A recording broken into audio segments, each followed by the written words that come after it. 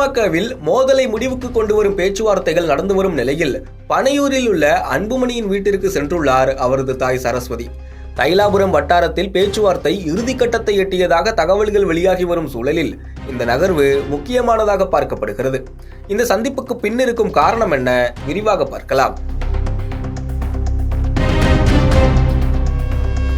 பாமகவின் நிறுவனர் மருத்துவர் ராமதாசுக்கும் அன்புமணிக்கும் இடையேயான மோதலை முடிவுக்கு கொண்டு வர கடந்த சில தினங்களாக தொடர் பேச்சுவார்த்தைகள் நடத்தப்பட்டு வருவதாக தகவல்கள் வெளியாகியுள்ளன.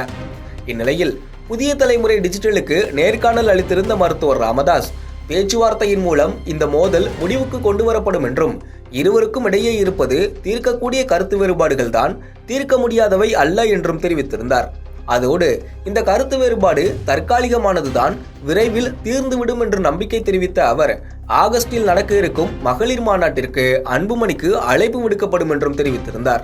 இப்படியான சூழலில் சென்னை பனையூரில் உள்ள அன்புமணியின் வீட்டிற்கு சென்றுள்ளார் அவரது தாய் சரஸ்வதி. காரில் வந்து இறங்கிய தனது தாயை அரவணைத்து வரவேற்ற அன்புமணி மனைவி மற்றும் மகள்களோடு தாயிடம் ஆசீர்வாதம் வாங்கினார். அதோடு குடும்பத்தாரோடு உரையாடிவிட்டு மருமகளுக்கு குங்குமம் வைத்த சரஸ்வதி மகன் அன்புமணிக்கும் மருமகள் சௌமியாவுக்கும் நெற்றியில் முத்தமிட்டு புறப்பட்டு சென்றார். இந்த சந்திப்பு தொடர்பான வீடியோ வெளியான நிலையில் பாமக தொண்டர்கள் பகிர்ந்து வருகின்றனர்.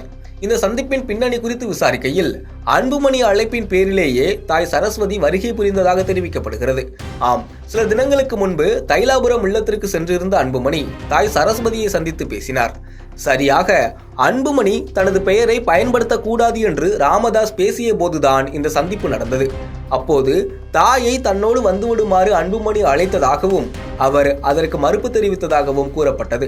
இந்நிலையில்தான் சில தினங்கள் கடந்த பிறகு மகன் வீட்டிற்கு சென்று அனைவரையும் ஆசீர்வதித்துள்ளார் சரஸ்வதி. முன்னதாக அன்புமணி மீதும் மருமகள் சௌமியா மீதும் ராமதாஸ் குற்றச்சாட்டை வைத்திருந்த நிலையில் மருமகளோடு எந்த பிரச்சனையும் இல்லை என்பதை உணர்த்தவே சரஸ்வதியின் சந்திப்பு இருந்ததாக கூறுகின்றனர் தைலாபுரம் வட்டாரத்தினர். தனக்கு ஏதேனும் காரியம் ஆக வேண்டும் என்றால் அதனை தாய் சரஸ்வதி மூலமே சாதித்துக் கொள்ளும் அன்புமணி இந்த மோதலை முடிவுக்கு கொண்டு வரவும் அவரையே நாடியிருப்பதாக தெரிவிக்கப்படுகிறது. அதோடு மோதல் முடிவுக்கு வருவதின் சமிஞ்ஞைதான் இந்த சந்திப்பு என்கின்றனர் விபரம் அறிந்தவர்கள்.